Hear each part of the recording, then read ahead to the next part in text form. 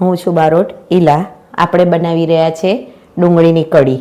2 થી 3 ચમચી તેલ મૂકી દઈશું.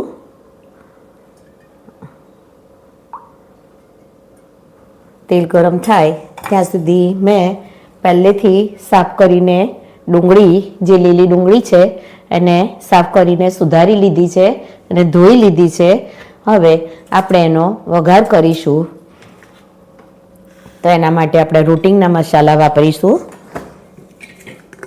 અને એમાં આદુ, મરચાં, લસણની પેસ્ટ નાખીશું, લીમડો નાખીશું, હિંગ નાખીશું, લીલા ધાણા નાખીશું. એ રીતે આપણે એનો કરીશું, મસાલો કરીશું.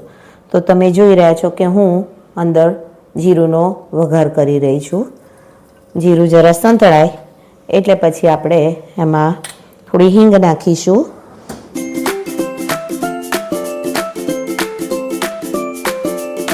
એ થઈ જાય એટલે આપણે એમાં લીલા મરચાં, તો લીલા મરચાં પણ હું થોડાક સમારેલા પણ નાખું છું, અડધી ચમચી જેવા.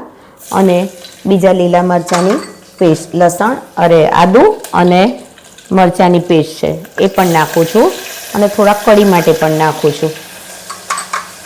પછી આ છે લસણની પેસ્ટ, તો એ પણ એક અડધી ચમચી જેવી નાખું છું. બીજી કઢી માટે રવા દઈશું અને એમાં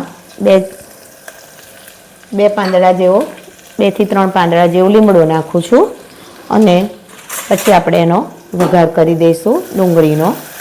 એ ડુંગળી જરા સંતળી જાય એટલે પછી આપણે એનો આગળ કઢીનો મસાલો કરીશું. તો એમાં સહેજ હળદર નાખીશું, અડધી ચમચી જેવી, અને 1 ચમચી જેવું મરચું નાખીશું. આનું આપણે શાક જ વઘારવાનું છે. પછી એમાં આ ધોયેલી ડુંગળી છે એ અંદર નાખી દઉં છું. મસાલામાં મીઠું નાખીશું તો થોડું વધારે પ્રમાણમાં નંખાઈ જશે, એટલે ઓસવાઈ જાય પછી આપણે ડુંગળીનો મીઠું નાખીશું. આપણે 5 મિનિટ માટે એને થોડુંક ગેસ ચાલુ રાખી અને ઢાંકણ ઢાંકી દઈશું, એટલે 5 જ મિનિટમાં ડુંગળી સંતળાઈ જશે. ત્યાં સુધી આપણે કઢીનો મસાલો તૈયાર કરી દઈશું. છાશ લીધી છે જે બહુ ખાટી નથી, એટલે એમાં થોડુંક દહીં નાખવું છે. ખાડું દહીં નાખીશું 2 ચમચી જેવું. અને તો દરેકના ઘરની રીતભાત જુદી હોય છે, તો ખાટું જે રીતનું ખાતા હોઈએ એ રીતનું આપણે અંદર ખટાશ નાખવાની છે. અમારા ઘરે ખાટી કઢી ખવાય છે એટલે હું એમાં ખાટું દહીં એડ કરું છું.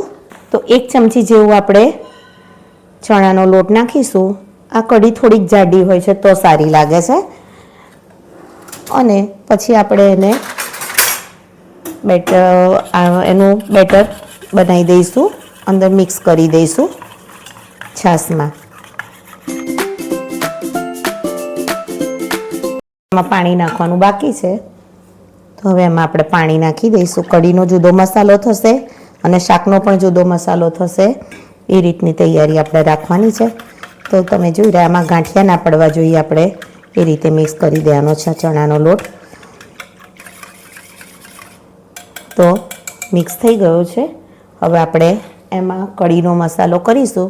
એમાં કઢીના મસાલામાં આપણે મીઠું નાખીશું સ્વાદ પ્રમાણે, અને પછી જે બચાવેલા લીલા લસણની પેસ્ટ છે એ નાખી દઈશું, વાટેલું. સમારેલા જે લીલા મરચાં છે જે આપણે નાખીશું અંદર 1 ચમચી જેવા, અને થોડીક મરચાંની અને આદુની પેસ્ટ છે જે આપણે નાખીશું અંદર.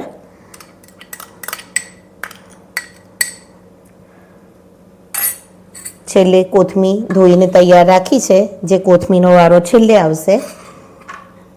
આમાં હળદર આપણે નાખવાની નથી, કારણ કે શાકની અંદર હળદર આવશે એટલે શાકની હળદરને મજો મસાલો છે અંદર આવી જશે. તો આ કઢી તૈયાર છે, શાક થઈ જશે એટલે આપણે એમાં શાક નાખવાનું છે. ત્યાં સુધી આપણે જોઈ લઈએ પહેલાં શાકની શું પોઝિશન છે. એમાં આપણે મીઠું એડ કરવાનું છે. તમે જોઈ રહ્યા છો કે હવે શાક ઓસવાઈ ગયું છે. જુઓ, ડુંગળીની ક્વોન્ટિટી ઓછી થઈ ગઈ છે. તો હવે આપણે એમાં મીઠું નાખી દઈશું. કઢી માટે આટલી બધી ડુંગળી જોઈતી નથી, ઓછી ડુંગળી જોઈએ છે, પણ અમે એમાંથી શાક પણ કાઢી લઈશું થોડું, એટલે ડુંગળી વધારે નાખી છે. નહીં તો 100 ગ્રામ જેવી ડુંગળી હોય તો થઈ જાય છે કઢી, પણ હું શાક કાઢી લેવાની છું એટલે મેં થોડી વધારે નાખી છે. તો હવે આપણે અંદર મીઠું નાખીશું.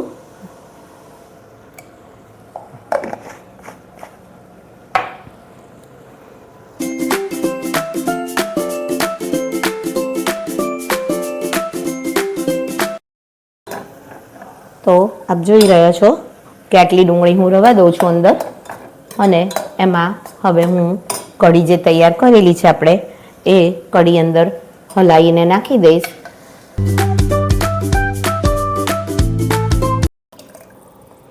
હવે એ ઉકળી જશે પછી આપણે એને ખાલી સાધારણ જીરું નાખી અને નીચે ઉતારી લઈશું, એને બરાબર ઉકાળી લેવાની. જુઓ દોસ્તો, આપણી કઢી ઉકળી રહી છે, સરસ મજાની ઉકળી જ ગઈ છે. હવે આપણે એને શેકેલું જીરું, મેં ક્રશ કરેલું જીરું છે જે હવે ખાલી અંદર નાખી દઈશ, એટલે એનો ટેસ્ટ સરસ આવશે. આપણે એનો વઘાર કરવાનો નથી. તો તમે જોઈ રહ્યા છો કે કઢી મસ્ત મજાની ઉકળી ગઈ છે, અને આ કઢીને રોટલા જોડે ખાવાની ખૂબ જ મજા આવે છે. પરોઠા સાથે પણ ખાઈ શકો છો, તમારે જેની સાથે ખાવી હોય એની સાથે ખાઈ શકાય છે. તો આપણે એને સર્વિંગ બાઉલમાં લઈ લઈશું, અને પછી ઉપર કોથમીરનું ગાર્નિશિંગ કરી દઈશું.